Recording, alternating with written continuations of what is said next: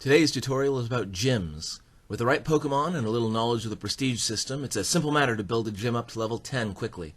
This will make you an invaluable asset when it comes time to build a gym as a team. I'm Professor Cunningham, and this is Pokétutorials. Before delving into how to build a gym, I want to first do a quick recap on how Prestige works. If you're already well familiar with the mechanics, I recommend skipping ahead to about 1 minute 20 seconds in this video. Think of Prestige like experience points for gyms. When you attack an enemy gym and defeat the Pokemon that are there, it takes away Prestige from the gym. This happens at a flat rate that does not depend on combat power.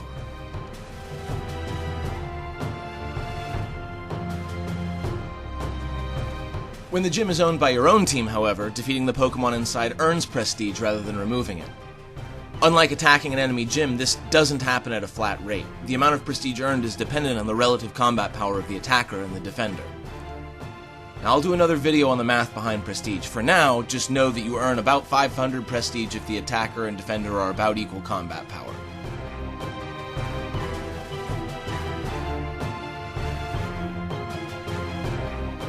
Welcome back to the folks who skipped ahead.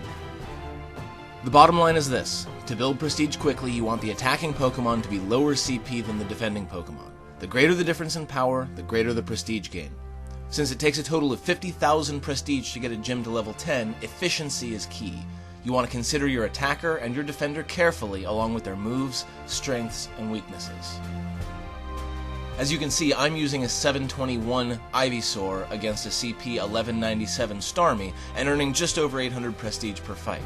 This works because the Ivysaur is both effective against water Pokemon and resistant to water damage. Honestly, this pair would be even better if the Ivysaur had Solar Beam, since that would deal far more damage to Starmie than Sludge Wave.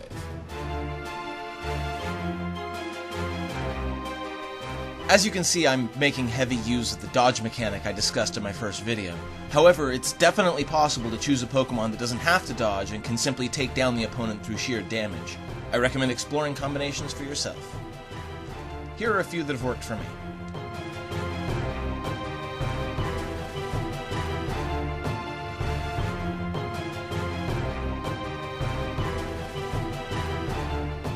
If left completely up to your own devices, getting a gym up to level 10 would be a simple matter of repetition and patience. Unfortunately, unless you happen to find a gym that's particularly isolated, this is unlikely to happen. Poor preparation, opposing players, and even teammates can all throw a wrench in the works. For starters, this method is very potion intensive. You'll have to heal your attack Pokemon every 1 or 2 fights, and it's likely you'll lose a few times on accident. Make sure you're well stocked before beginning any gym building exercise. Pay attention to the Prestige numbers between fights. If those numbers decline, it means the gym is under attack. In Pokemon Go, a dedicated attacker has the advantage over a defender. If someone decides they really want to destroy your gym, there isn't much you can do about it. However, most people prefer to attack a couple of times in passing and then move on, especially once they realize that someone is actively building the gym up.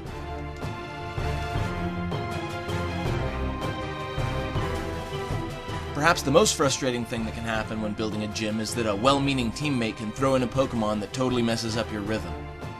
Remember that you always fight the lowest CP Pokemon first, so if a player puts a lower CP Pokemon into the gym, you'll have to fight that one.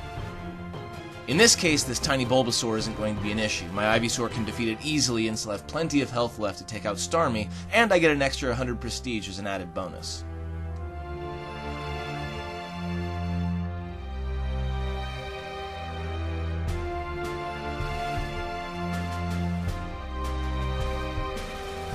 This Pidgeot, on the other hand, is a much bigger problem.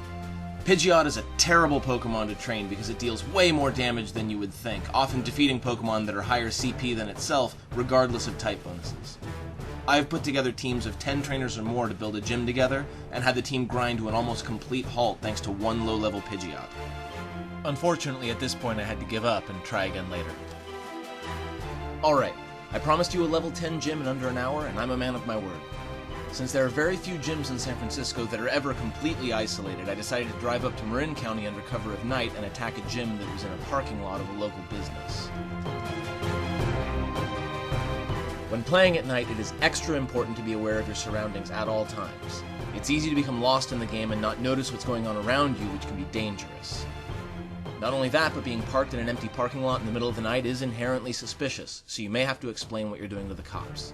I myself got a visit from a curious officer while making this video, so be aware of that before planning any nighttime excursions of your own. As you can see, this gym was already a level 3 Mystic gym when I started. The lowest Pokemon was a CP770 Gyarados. Before I could use my chosen Defender Pokemon, I had to build the gym up to level 4 to open up a slot for it. Searching through my Pokemon, I found an Oddish that did the trick. I try to maintain high-quality Pokemon of many different combat power ratings and types, so that I have an attacker for every occasion. Keep that in mind when deciding whether to hold on to a low-level Pokemon or to turn it into candy. Notice how I run away immediately after defeating the first Pokemon. You do not have to stay until you die to get your prestige. Once the gym was level 4, I could put in my Defender. Prior to making this video, I put a lot of time and thought into my pair. The maximum prestige you can earn in one fight is 1,000, and you get that by attacking with a Pokemon that is half the CP of the Defender or less. I also wanted a Pokemon that was unlikely to be undercut, just in case someone decided to wander by and put a Pokemon into the gym. With that in mind, I chose a CP612 Omanite with Water Gun and Rock Tomb as Defender, and a CP297 Ivysaur with Vine Whip and Sludge Bomb as attacker. Again, Solar Beam would have been a much better charge move for Ivysaur, dealing much more damage and leading to faster and more consistent victories. Sometimes you just have to work with what you've got.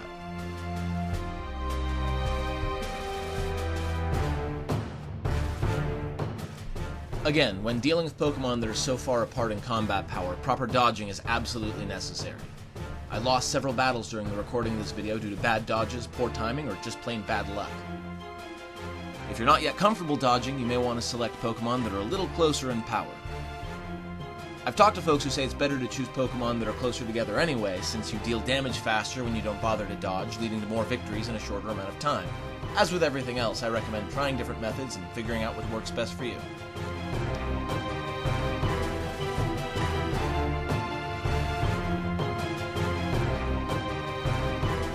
Gym building is a core mechanic in Pokemon Go and is far too large a topic to completely cover in one video.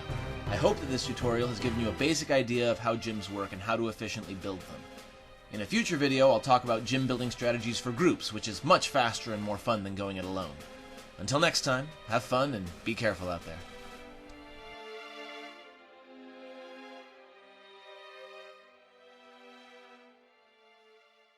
With school starting this upcoming week, I'm unlikely to continue my current rate of uploading. However, I do still have an awful lot of great videos on their way, and I'm always looking at the comments for new topics and for questions that I can answer. So if you don't want to miss out, hit that subscribe button.